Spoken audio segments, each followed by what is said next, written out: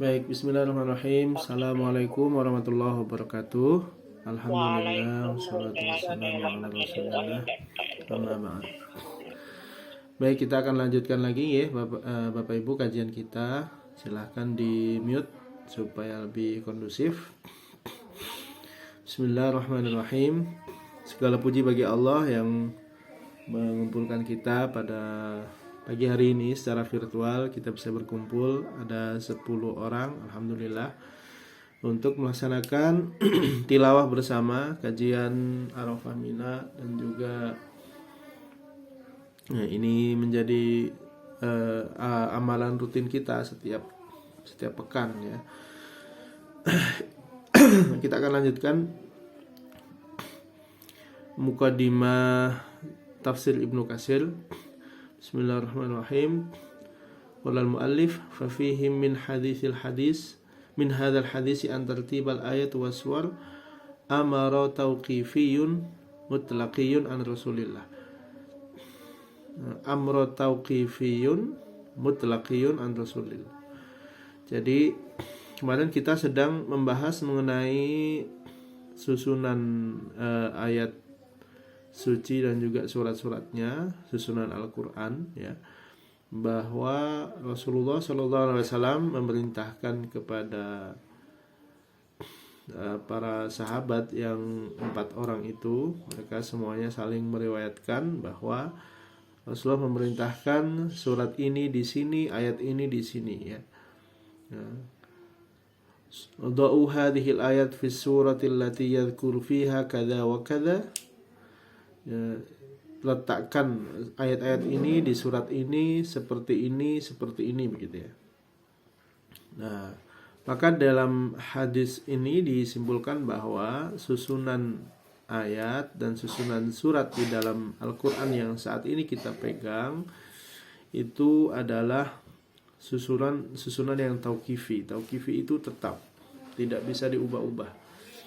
Maka kita mau belajar kepada Islam yang model apapun, itu Qur'annya tidak ada yang berbeda, baik itu susunannya maupun isinya, apalagi isinya ya. Jadi itulah yang memelihara Al-Quran sampai dengan akhir zaman. Oleh karena itu beda. Kemarin saya sudah sempat singgung mengenai bedanya Al-Quran dengan Injil, dengan Taurat, dengan Injil dan Taurat ya terutama ya. Sangat berbeda. Berbedanya ya dari segi keterpeliharaannya gitu ya. Karena semuanya taufiki dan mutlak dari Allah dan dari Rasulullah SAW. Wa amma tertibus suwar famin amiril mu'minin Utsman bin Affan.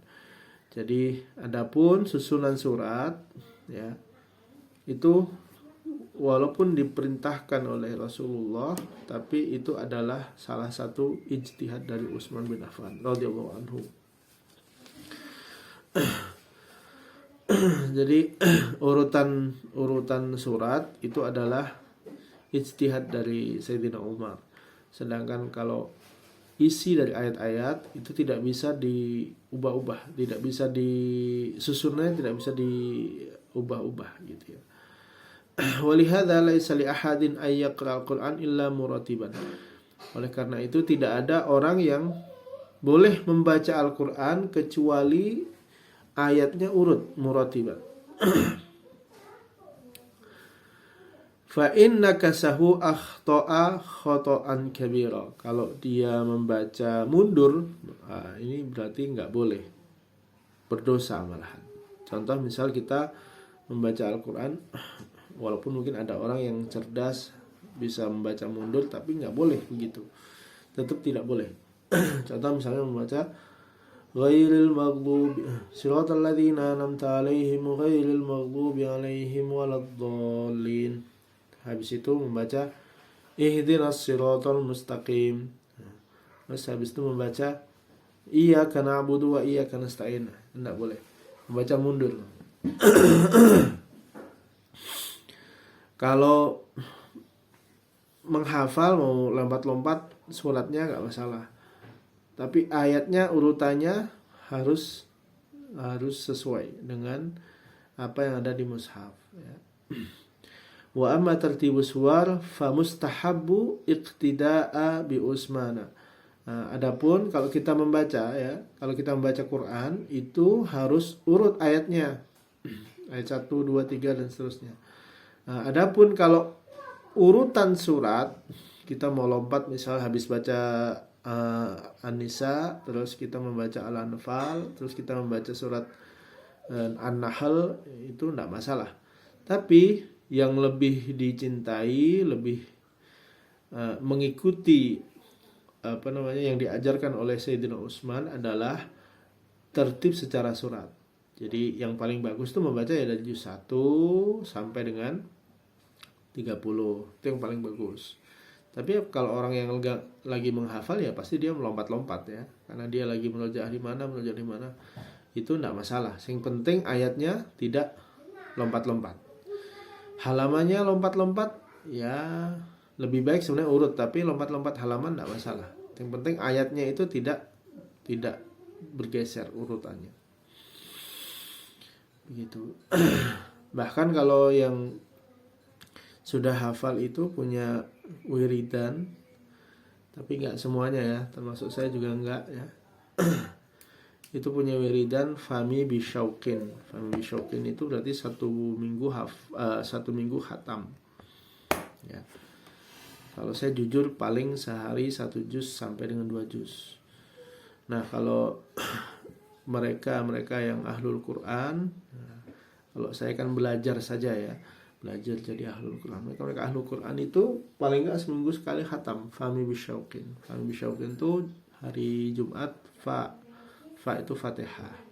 Hari Sabtu Mim, Fami, Mim. Mim itu berarti surat Al-Maidah. Al-Maidah itu berarti juz 6 ya.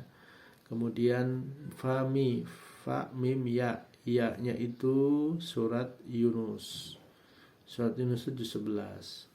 Bisyauqin, Ba. Ba-nya itu Bani Israel, surat Bani Israel. Bani Israel itu alhamdulillahilladzi Bani Israel itu subhanalladzi asra bi 'abdihi lailan minal masjidil haram, Al-Isra. Kemudian syauqin, shinnya itu asy-syu'ara. Syu'ara itu 19.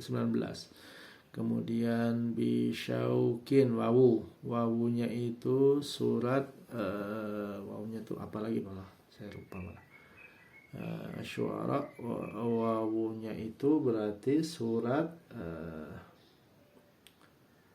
apa ya? Juz 26. Waqiah bukan. Juz 26. Wawunya Waqiah bukan. Lupa saya. Juz 26 lah pokoknya. Kemudian qaf. Fami bisyauqin. Ya.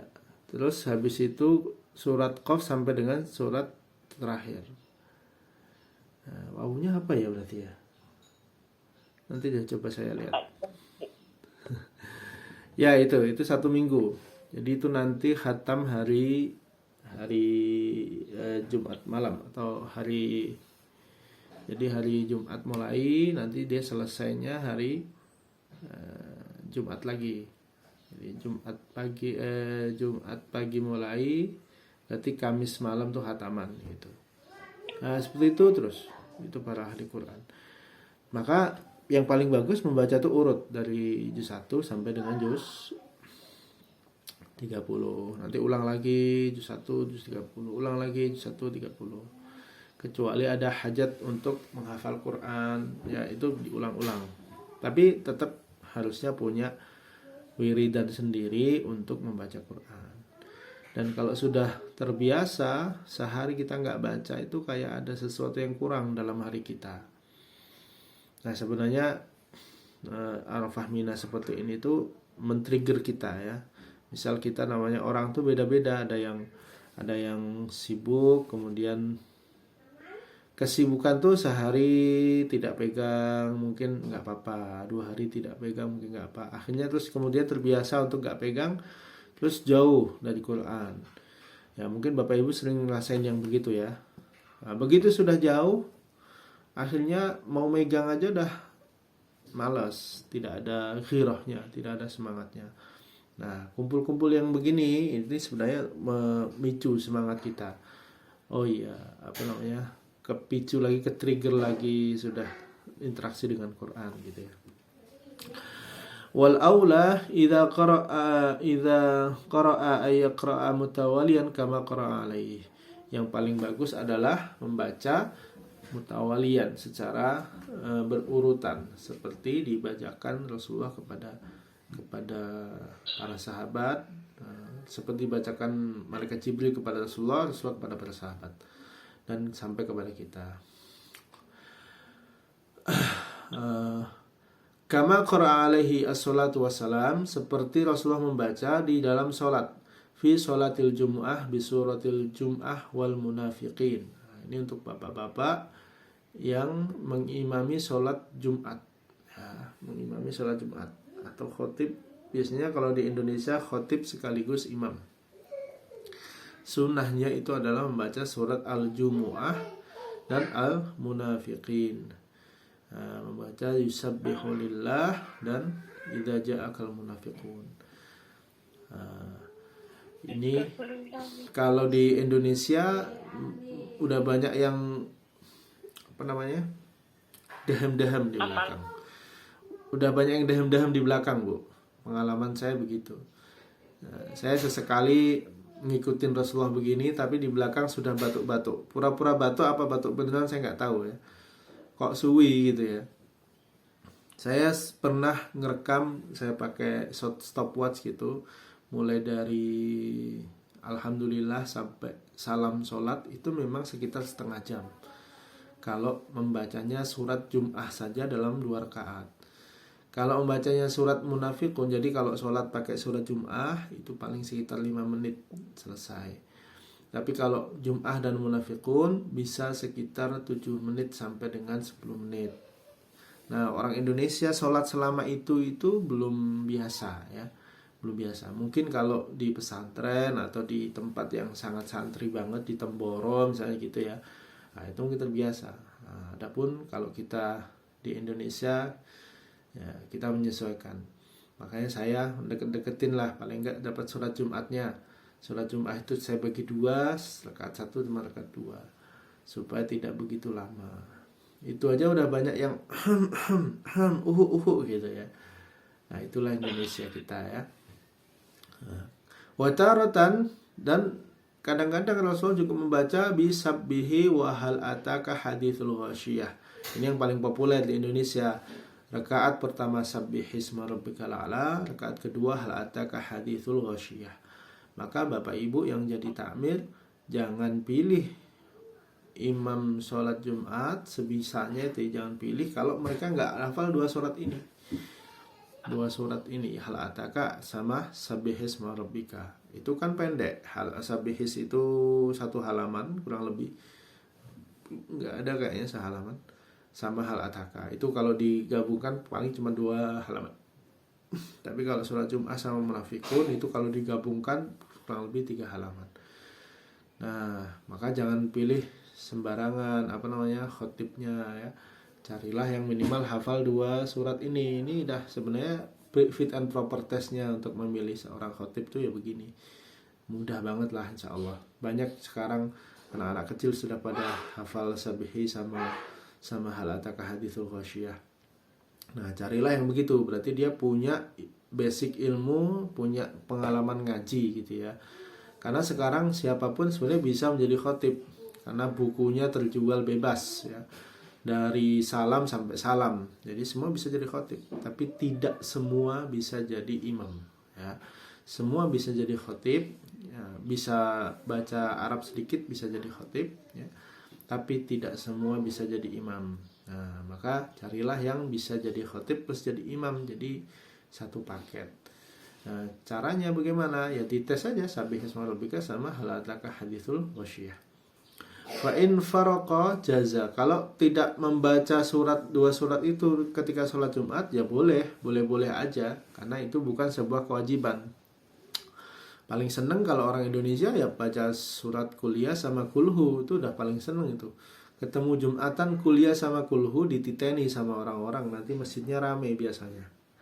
Ya, tapi orang Jumatan tuh seminggu sekali gitu ya. Kapan lagi kita momentum bisa mendengarkan bacaan Al-Quran di dalam sholat yang panjang, kalau bukan sholat Jumat gitu ya. Karena sholat maghrib sama isya aja sudah didominasi sama kuliah dengan kulhu ya, kesempatan agak panjang sedikit ya surat Jumat lah gitu ya. Boleh membaca yang lain juga boleh. Jadi misalnya kalau dulu guru saya itu kalau sholat Jumat itu beliau sebagai imam gitu ya, imam di Masjid Agung Kauman, itu beliau melihat isi khotibnya apa. Nah, nanti misalnya khotibnya berbicara tentang kemerdekaan Indonesia misalnya, mensyukuri kemerdekaan. Nah, nanti beliau akan mencari ayatnya. Nah, itulah kerennya kalau punya imam yang hafal Quran dan tahu isinya gitu ya. Nah, maka nanti dicarikan tentang isinya itu tentang sesuai dengan apa yang dikhotbahkan. Nah, itu kerennya almarhum guru saya ya. Kalau sholat Jumat di Masjid Kauman Semarang itu pas beliau jadwal imam, beliau nggak pakai surat Sabihi sama Halataka, tapi beliau sesuaikan dengan tema dari dari khotibnya. Itu Masya Allah ya. Tapi nyari yang begitu emang nggak mudah ya. Nyari orang yang hafal dan tahu isi Al-Quran itu kan di Indonesia bukan sesuatu yang mudah. Kama soha anna Rasulullah, jadi tidak harus urut seperti yang dicontohkan Rasulullah. Begitu juga di sholat-sholat 5 waktu. Kama soha anna Rasulullah qara'a fil aidi biqafin waqtarabatis sa'ah. Nah, seperti contoh yang dicontohkan Rasulullah, jadi nggak harus urut. Kalau Sabihi sama Halataka itu urut ya, urutannya ya. Di Quran itu setelah Sabihi isma rabbikal a'la, Halataka haditsul ghasyiyah, kemudian Al-Fajr, kemudian Al-Balad, dan seterusnya. Nah, kalau yang ini Rasulullah punya mencontohkan juga ketika sholat Id, baik itu Idul Fitri maupun Idul Adha. Dan ini dipraktekkan di Indonesia tidak mudah juga ya. Tidak mudah, pasti banyak yang batuk-batuk sampai terkencing-kencing itu karena lumayan panjang tuh ya. Yaitu Rasulullah membaca surat Qaf wal Qur'anil Majid, sama surat Iqtarabatis Sa'ah, surat Al-Qamar, itu juz 27, Qaf juz 26. Jadi ada beberapa surat yang dilewatin. Tapi tetap urutannya rakaat pertama Quran, rakaat pertama surat yang di depan, rakaat kedua yang lebih belakang. Ini yang paling kemudian kita ambil kesimpulan bahwa Rasulullah itu kalau membaca di dalam sholat, rakaat pertama dan rakaat kedua pasti rakaat pertama itu lebih depan daripada rakaat kedua. Nah, seperti itu. Itulah juga pentingnya kita mengetahui susunan surat-surat di dalam Al-Quran. Jadi nggak dibolak-balik. Nah, jangan kemudian ayat pertama sudah baca surat An-Nas. Nah, rakaat pertama sudah baca surat An-Nas, itu kan bingung nanti rakaat keduanya baca surat apa itu. Baca surat Alif Lam Mim itu. Karena udah selesai kan, An-Nas sudah paling akhir. Nah, maka Rasulullah itu pernah mencontohkan membaca surat Qaf rakaat pertama di sholat Id, kemudian rakaat keduanya surat Iqtarabatis Sa'ah atau surat Al-Qamar. Itu melompat beberapa surat tapi masih urutannya rakaat pertama lebih depan. Rawahu Muslim an Abi Waqid fi Sahihaini an Abi Hurairah radhiyallahu anhu. Diriwayatkan juga oleh Imam Muslim anna Rasulullah sallallahu alaihi wasallam kana yaqra'u fi sholatis subhi yaumul jum'ah alif lam mim as-sajdah. Ini juga ya, Rasulullah tuh punya kebiasaan setiap subuh pagi seperti ini tadi tuh membaca rakaat pertama surat as-sajdah, alif lam mim sajdah. Nah, ini sebagian ibu-ibu sudah ada yang hafal ya, sudah ada yang menghafal. Karena ini termasuk surat yang surat andalan ya. Surat Alif Lam Mim. Dzalikal kitabul la raiba fihi min rabbil alamin am yaquluna aftarah. Rakaat pertama. Rakaat kedua itu surat Al-Insan, hal ata 'alal insani hinun minad dahri lam yakun syai'an madhkura. Nah, itu urutannya masih sesuai. Jadi rakaat pertama surat di juz 21, rakaat kedua juz 29. Jadi rakaat pertama masih tidak mengungguli rakaat kedua. Nah, maka Bapak dan Ibu bisa kita tarik kesimpulan bahwa kalau kita sholat, pakailah surat yang rakaat pertama itu lebih depan daripada rakaat kedua. Begitu juga kalau kita pakai potongan ayat. Ya, jadi begitu ya. Nah, ini membuat kita menuntut kita untuk lebih akrab dengan Quran ya. Jadi tahu susunannya, tahu sholatnya. Jadi kalau rakaat pertama Iqra, nah, rakaat keduanya ya jangan Wadduha, itu naik ya. Gitu ya. Rakaat pertamanya Al-Kafirun, rakaat keduanya ya sisanya Al-Kafirun, di bawahnya Al-Kafirun itu apa? Ada Idza, ada Tabbat, ada Kulhu gitu ya. Misalnya rakaat pertama Qul ya, rakaat kedua jangan Wal Asri, itu naik. Nah, harusnya turun ke belakang. Wa qara'a Umar fil fajri. Nah, tapi ini semua tidak membatalkan sholat. Misal kok ternyata saking nggak ngertinya, terus kemudian membaca rakaat pertama An-Nas, rakaat kedua Qul huwallahu ahad, ya sholatnya tetap sah, tidak masalah. Karena faqra' ma tayassara minal Qur'an, bacalah yang termudah dari Al-Quran. Tapi setelah tahu ini ya mungkin nanti lebih bijaknya rakaat pertama ya jangan An-Nas lah. An-Nas itu rakaat kedua gitu ya. Wa qara'a Umar fil fajri bi suratin Nahli thumma bi Yusuf. Nah, ini juga pernah dikerjakan oleh Sayyidina Umar. Sayyidina Umar itu pernah membaca rakaat pertama surat Al-Fajri. Al-Fajri wa layalin asr.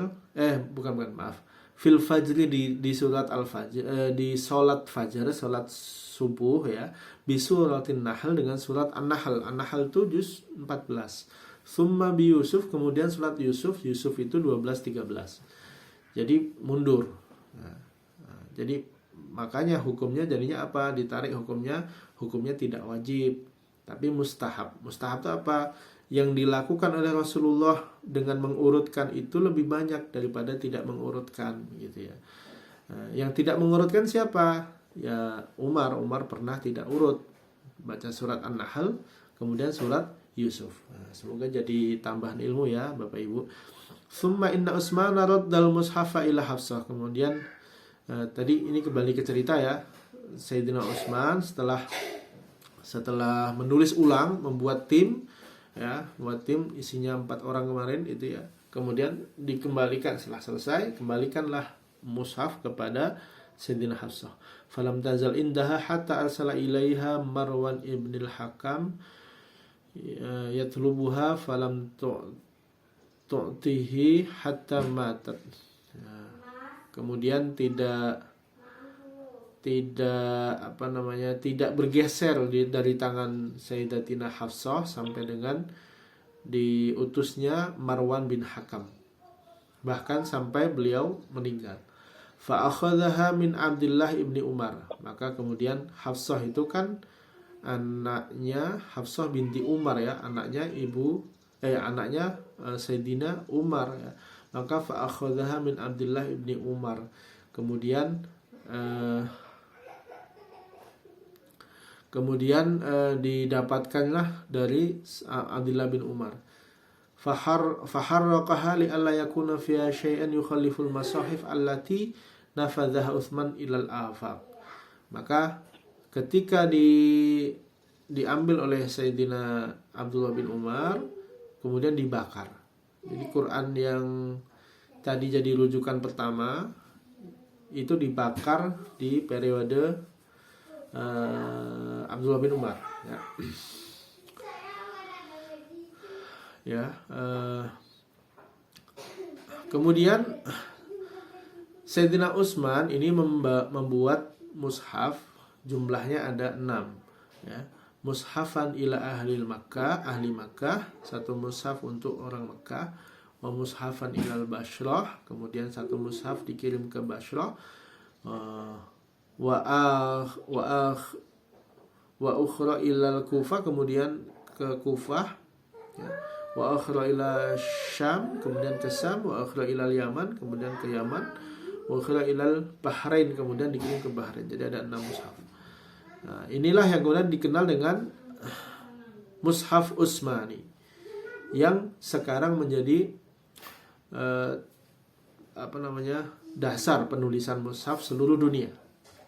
Wa mushafan ilal Bashrah wa akhir al-Kufah wa taraka inda ahli Madinah mushafan, dan ditinggalkan satu mushaf untuk ahli Madinah. Rawahu Abu Bakar ibni Abi Daud an Abi Hatim as-Sijistani. Jadi ada 7 mushaf ya. Ini beberapa riwayat ya, ada berapa? Sama'ahu yaqulahu wa sahahu Qurtubi annahu nafada ilal afaqi arba'ata masahif. Dan diriwayatkan oleh Imam Qurtubi ada 4 mushaf yang dibuat. Jadi ada versinya, ada yang mengatakan 7, ada yang mengatakan 5, ada yang mengatakan 4. Wa hadza gharibun, tapi riwayat dari Qurtubi ini gharib. Wa amar bima ada dzalika min masahibin nasi ayuhariqa li alla takhtalifu qira'atin nasi fil afaq.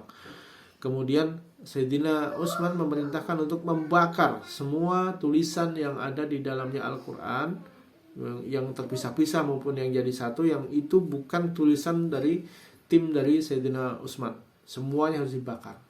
Waqad wafaqahu sahabah fi aslihi ala dzalika wa lam yunkiruhu ahad minhum. Dan semua sahabat semuanya sepakat untuk membakar itu. Wa inna man naqama alaihi dzalika ulaika rahmatul ladzina tamalli'u alaihi wa qataluhu.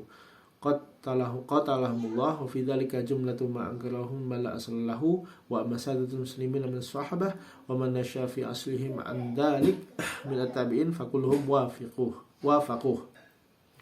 Jadi semua semua mushaf yang dibakar itu semuanya dibakar di hadapan para sahabat, dan semua sahabat itu semuanya ittifaq itu sepakat ya, semuanya sepakat, tidak ada yang mengingkarinya.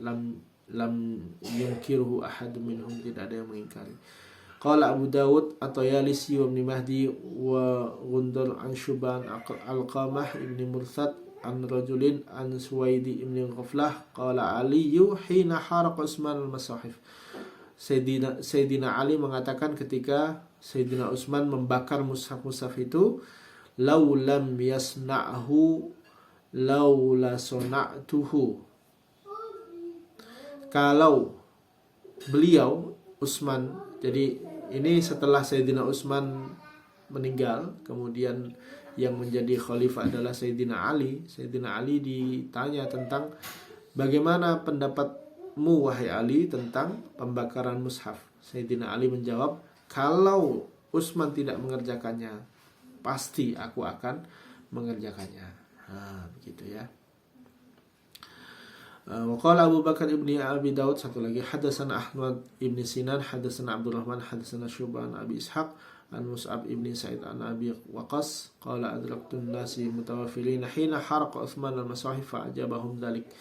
Ketika dia dari Abi Waqqas mengatakan ketika terjadi peristiwa pembakaran mushaf-mushaf itu, manusia berkumpul banyak ya, fa'ajabahum dzalik, maka orang-orang heran dengan itu. Au qala lam yunkiru dzalika minhum ahadun, tidak ada yang mengingkarinya. Wa hadza isnadun sahih. Jadi kalau ada, ini banyak orang nih, sahabat banyak orang, ada satu orang mengerjakan sesuatu, tidak ada yang mengingkari sama sekali, satu pun tidak ada yang mengingkari, berarti mereka sudah sepakat dan ini bukan merupakan sesuatu yang madarat untuk umat.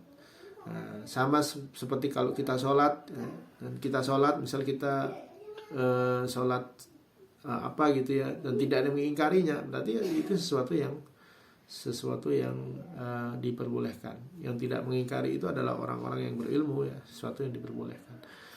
Misal ada orang sholat nawafil, sholat ba'diyah isya misalnya, dan dia sambil duduk, terus kita nggak ngapa-ngapain, nggak kita tegur, ya sebenarnya boleh-boleh aja, karena kita masing-masingnya tahu bahwa sholat sunnah itu tidak wajib untuk berdiri. Nah, kalau ada yang menegur, berarti ilmunya nggak nyampe gitu ya. Baik Bapak Ibu yang dirahmati Allah, nah sudah jam 6, mohon maaf atas segala kekurangan. Kalau masih ada yang kurang, insyaallah nanti kita akan upload lagi hasil kajian pagi hari ini. Semoga bermanfaat untuk kita semua. Saya ikut mendoakan Bapak Ibu yang istiqomah mengikuti kajian ini, dimudahkan urusannya, dibuka pintu rezekinya, diberikan keluarga sakinah mawaddah warahmah, dan diakhiri kehidupannya dengan husnul khatimah. Amin ya rabbal alamin. Billahi taufiq wal hidayah. Assalamualaikum warahmatullahi wabarakatuh. Waalaikumsalam warahmatullahi wabarakatuh. Terima kasih Ustaz. Bermanfaat sekali.